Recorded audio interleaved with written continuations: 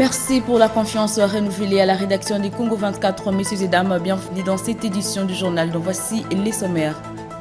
Pour parler de Nairobi 3 pour la paix à l'est de la République démocratique du Congo après Kinshasa, le facilitateur Uhuru Kenyatta a consulté dans la province du Nord Kivu. Et Jean-Michel Sama-Lukonde a présidé dans la soirée du mardi une importante réunion de sécurité sur instruction du chef de l'État Félix-Antoine Tshisekedi Tshilombo. Et enfin, présenter les nouvelles directives en rapport avec sa vision managériale et analyser l'exploitation de la ligne Nord-Continent sont là les objectifs de la première réunion tenue par le directeur général des lignes maritimes congolaises en séjour à Bruxelles. Voilà tout pour les sommaires. Les détails, c'est tout de suite.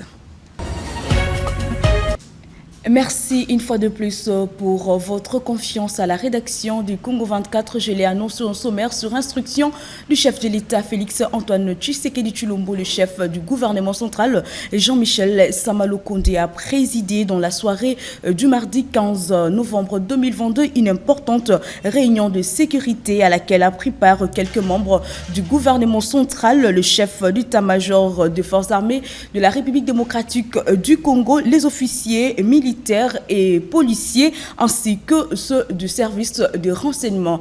Plus de détails dans ce compte rendu du ministre de la Communication et Médias. Sur instruction du commandant suprême, les chefs de l'État, donc le Premier ministre a tenu cette réunion de sécurité, une réunion qui sera dorénavant régulière pour faire le suivi quotidien de tous les aspects opérationnels. Vous savez que nous sommes engagés dans une guerre injuste à l'est de la République démocratique du Congo. Ce soir, on a eu l'occasion d'aborder évidemment la situation humanitaire principalement sur place parce que le collègue des affaires humanitaires se trouve, mais aussi la situation opérationnelle de manière générale après les briefings qui a été fait par les chefs d'état-major général. Nous avons noté avec satisfaction que beaucoup de jeunes ont répondu à l'appel à la mobilisation du président de la République pour défendre l'intégrité territoriale. Nous encourageons d'autres à faire comme cela pour nous assurer que nous mettons tous en ordre de bataille pour la défense de la patrie.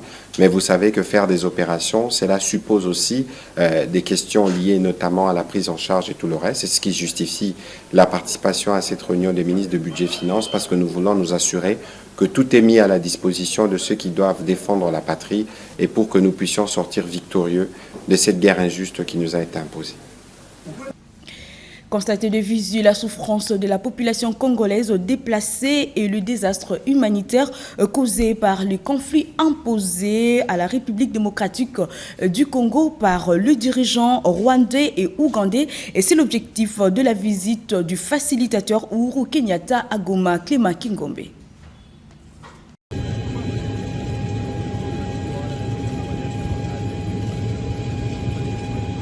Arrivé à Goma le mardi, le facilitateur Uhuru Kenyatta a été invité au centre conjoint de coordination des opérations avant de prendre la route de Rutshuru, jalonnant des sites de déplacés, fuyant les atrocités des groupes terroristes. Choqué par l'ampleur de la situation, l'ancien président kenyan a fermement dénoncé cette crise humanitaire que subit la population du Nord Kivu.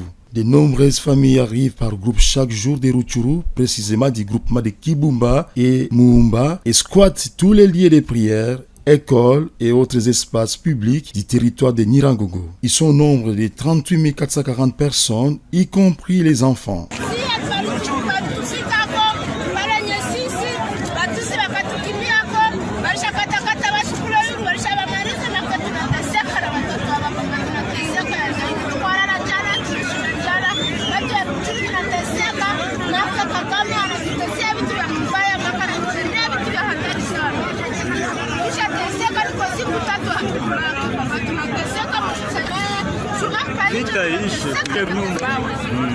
Écœuré de voir ces colonnes de déplacés fuyant les atrocités commises par les terroristes du M23 soutenus par le Rwanda, le président kenyan est monté au créneau et a dit « Ce que j'ai vu est une catastrophe. Ce que j'ai vu sera un désastre humanitaire si nous n'y prenons garde. Il faut immédiatement arrêter cette guerre. » Uhuru Kenyatta a réitéré son vibrant appel invitant les groupes armés à déposer les armes afin de rentrer dans les processus politiques des discussions de Nairobi.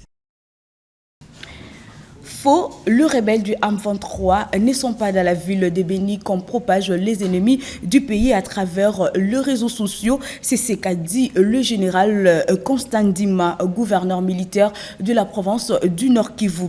Dans un message adressé à la population, ce dernier a lancé un appel à la vigilance. Je vous propose de suivre ce propos.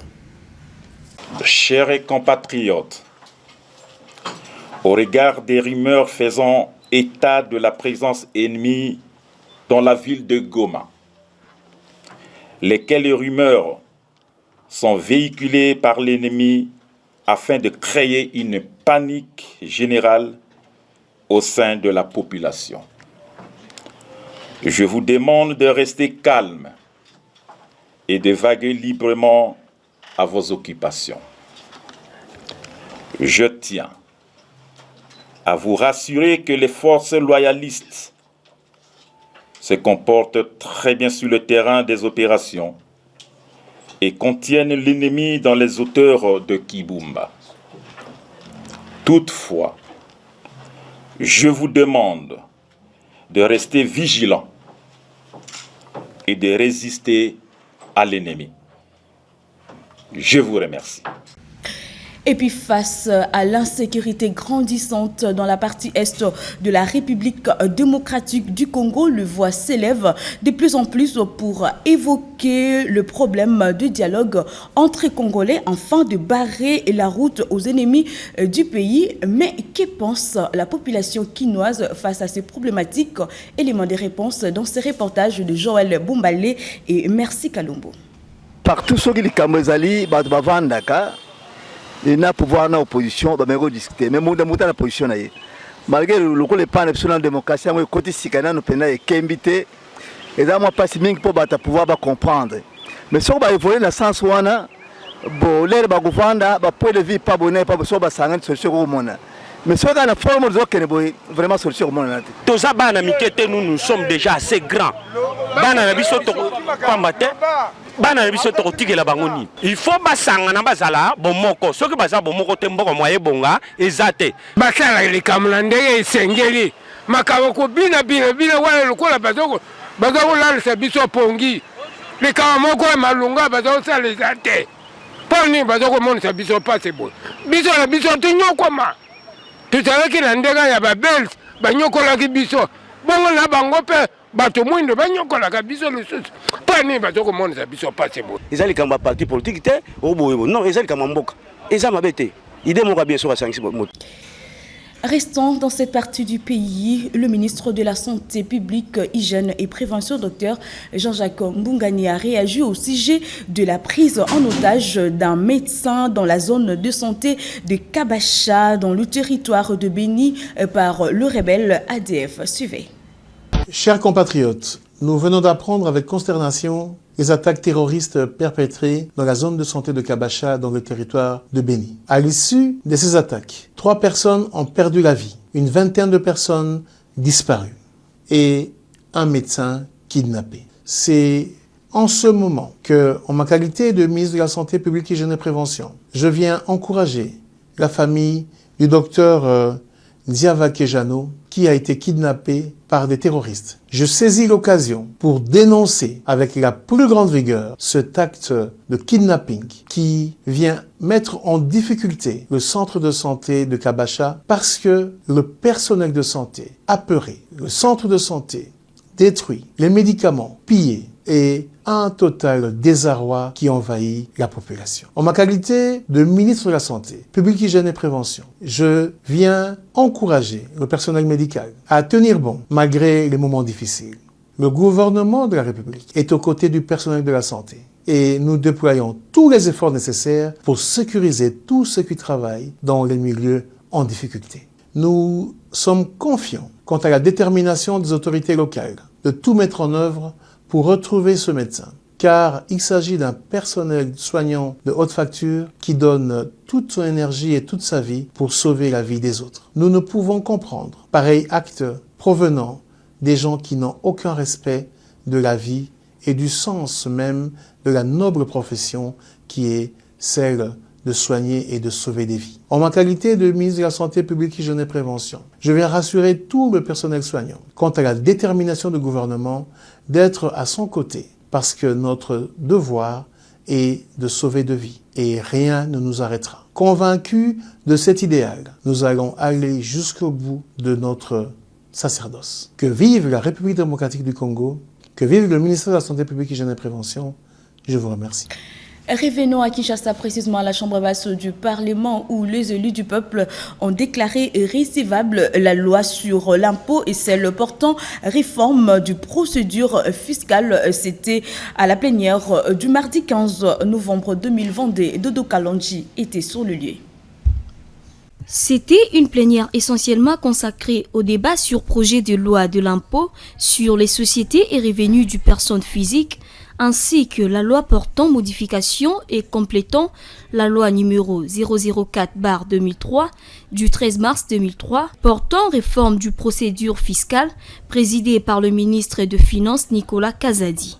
Et pour préparer ce grand changement qui sera apporté par cette loi sous examen, j'ai instruit la Direction générale des impôts pour que dès le mois de mars 2023, chacun des citoyens congolais qui perçoit des revenus salariaux soumis à l'IPR ait l'obligation d'en faire une déclaration. Ça sera le premier pas, la préparation au changement plus important qui interviendra en 2024. En 2023, l'arrêté a été signé déjà. En 2023, chacun d'entre nous, nous devrons déclarer ce que nous avons reçu comme salaire et ce que nous avons payé comme impôt. À l'heure actuelle, cela est fait globalement.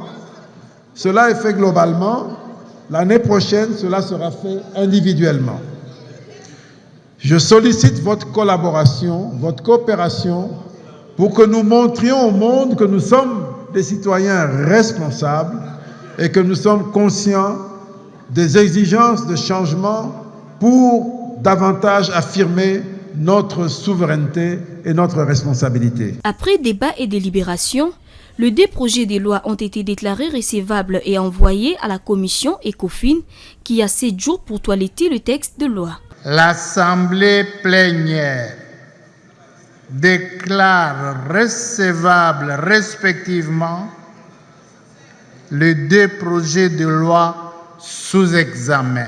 Pour l'heure, ces projets de loi est considéré comme une connexion de l'acquis de l'ordonnance loi numéro 69/009 du 10 février 1969 instituant en RDC en matière de revenus de personnes physiques et morales. Apporter de l'éclairage sur la manière dont le plan national stratégique du développement publié en 2019 a été appliqué par le gouvernement ainsi que les problématiques de l'application du programme du développement à la base 145 territoires sont là les raisons de la présence du ministre du plan Christian Mwando devant la commission environnement de l'Assemblée nationale. Je vous propose de suivre la réaction de cet élu du peuple. Le meilleur aurait été de commencer d'abord par désenclaver les territoires, les 145 territoires, en y construisant des routes désenclavement, mais aussi des routes de dessert agricole. Là, nous pouvons parler du développement à la base. Moi, j'ai donné l'exemple de la route qui part de Goma, dans ma province. La route part de Goma, même de Bukavu. Elle longe Lubero, Butembo, Beni, elle va jusqu'à Kisangani et à partir de Kisangani, tout ce qu'on a ramassé là-bas comme denrées, comme biens économiques, arrive à Mbandaka, arrive dans l'Équateur et aussi à Kinshasa. Donc nous avons dit que la priorité aurait été les routes. Et nous avons, moi je lui ai dit que je n'étais pas sûr que ces experts étaient partis jusque dans les territoires, parler avec les chefs de chefferie, avec les administrateurs des territoires, avec les gens qui sont concernés. Je crois qu'ils se sont limités dans les grandes villes.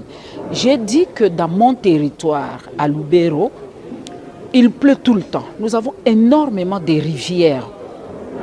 et qu'au lieu de nous donner des microcentrales photovoltaïques, donc à base de rayons solaires, il est mieux dans mon territoire de nous construire, de nous mettre des microcentrales hydroélectriques. Ils sont moins chers et on les retrouve partout que d'aller nous donner les histoires photovoltaïques parce que dans mon territoire, c'est pas adapté. Non, dans mon territoire, vous pouvez faire 2 semaines sans avoir jamais vu le soleil. Il pleut tout le temps, il fait noir. Comment est-ce qu'ils vont recueillir cette électricité-là et satisfaire tout un territoire alors qu'il n'y aura pas le soleil? J'ai dit ça et j'ai aussi parlé de l'identification, donc les recensements des citoyens. J'ai dit qu'au Nord Kivu, nous avons un problème de nos voisins rwandais, burundais et ougandais. À chaque fois qu'il y a le recensement, ils viennent tous se faire recenser en tant que Congolais. Et après un moment, ils entrent tous dans le M23, le CNDP et ailleurs pour faire passer dans la communauté internationale, dans l'opinion internationale que la guerre qui est au Nord Kivu, c'est une guerre interethnique. Non, ce n'est pas vrai. Ce sont ces Rwandais qui ont pris les cartes pour citoyens congolais, qui se disent congolais, qui viennent se faire recenser. Et j'ai exhorté Monsieur le ministre du Plan que lors des prochains recensements, qu'il ne nous amène pas des Quinois pour aller recenser au Nord Kivu. Parce que nous, au Nord Kivu, nous nous connaissons. Nous savons qui est congolais et qui n'est pas congolais. Qu'on nous laisse ce choix-là au Nord Kivusien d'accompagner le recensement. Parlons politique à présent, conflit ouvert entre Augustin Kabouya et Victor Wakwenda au sein de l'Union pour la démocratie et le progrès social. Emmanuel Chibambe, cadre de ces partis politiques, a donné sa version de faits. Suivez cet extrait que nous propose Clément Kingombe.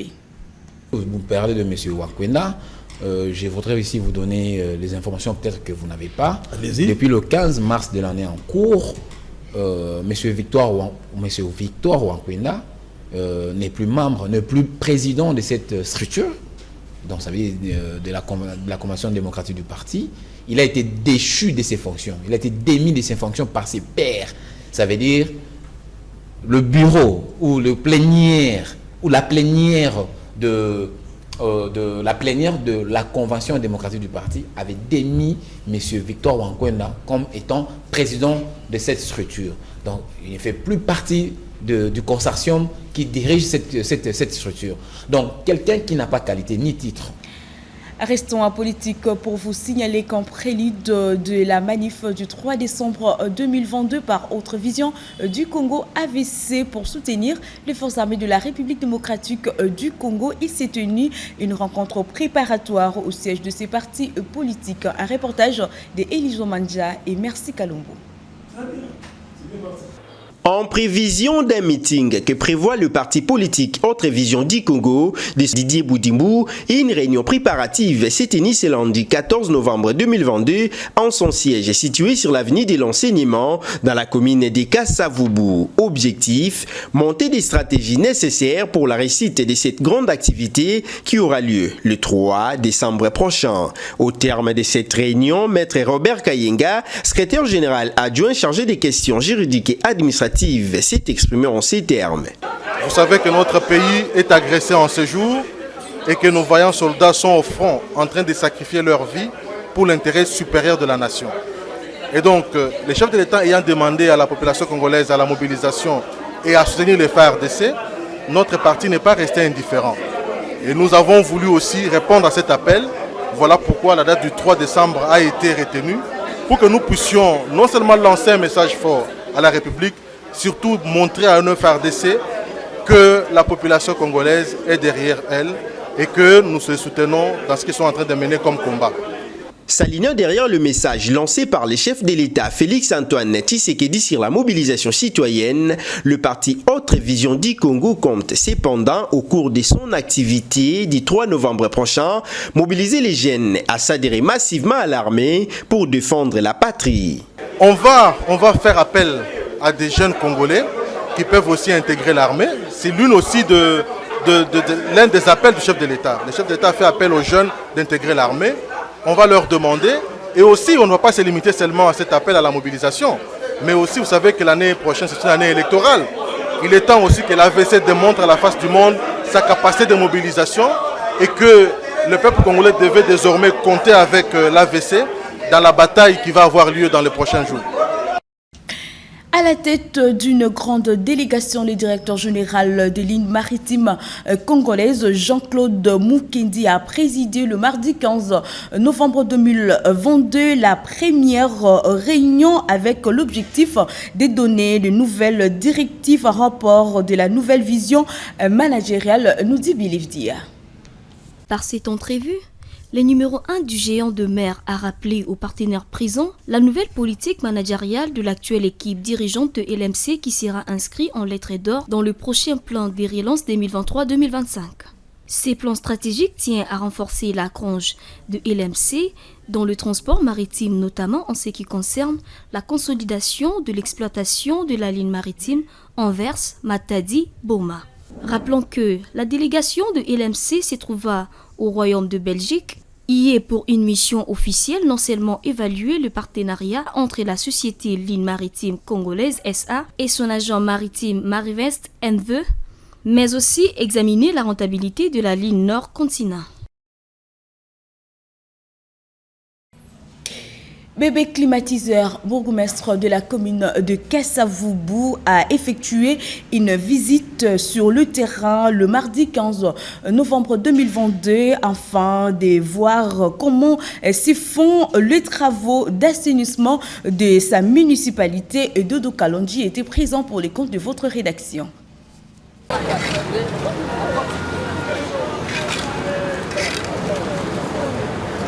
Rendre la ville propre, tel est l'objectif principal de la présence de la bourgmestre de la commune de Kasavubu, Bébé Climatiseur, dans différents coins de sa municipalité. Bon, vous savez, nous, on a essayé d'expliquer à la population pendant longtemps qu'elle devait s'impliquer dans son milieu, dans son environnement. Mais le constat a été fait comme si c'est le bourgmestre qui doit aller nettoyer. Les immondices que nous jetons dans les rues, dans les caniveaux, c'est le bourgmestre qui doit nettoyer. Or, nous avons plein d'arrêtés provenant de cette ville qui parlent des occupants. C'est les occupants qui sont chargés de. Et on était aussi embêtés, vous savez, c'est toujours des gens, quand il ne fait pas les salongos, vous les obligez, il a un frère. Colonel, magistrat, général, donc tout le travail est bloqué. On s'était plaint chez le gouverneur. On a expliqué ça, lui-même il a vu aussi. Alors maintenant, le chef de l'État, vous avez suivi son discours, il dit qu'il veut Kinshasa propre.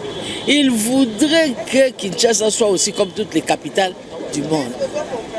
Évidemment, il y aura des sacrifices, il y aura des sacrifices. C'est pénible, c'est dur, mais il faudra le faire pour aboutir à cet idéal qu'on s'est fixé. Bébé Climatiseur fit appel à la population afin que chacun rende propre son entourage. Ils commencent à changer leur façon de vivre, qu'ils commencent à changer, que l'assainissement soit la priorité dans leur vie, l'assainissement. Et surtout nous les mamans, chaque jour nous nettoyons nos maisons. Et bien, chaque jour, nettoyons aussi la devanture de nos parcelles. Kinshasa Bopeto est une affaire de tous, à chacun de prendre conscience. Les personnes vivant avec handicap ont déposé un mémo à la présidence de la République dénonçant entre autres la marginalisation qu'elles subissent au sein de la société congolaise. Hervé Ndaiwel, président de l'APVHI, a joint sa voix à celle de manifestants. Suivez. Mais notre problème d'abord, si par exemple la loi organique, là, comme on n'avait pas souligner les cas de personnes vivant avec handicap.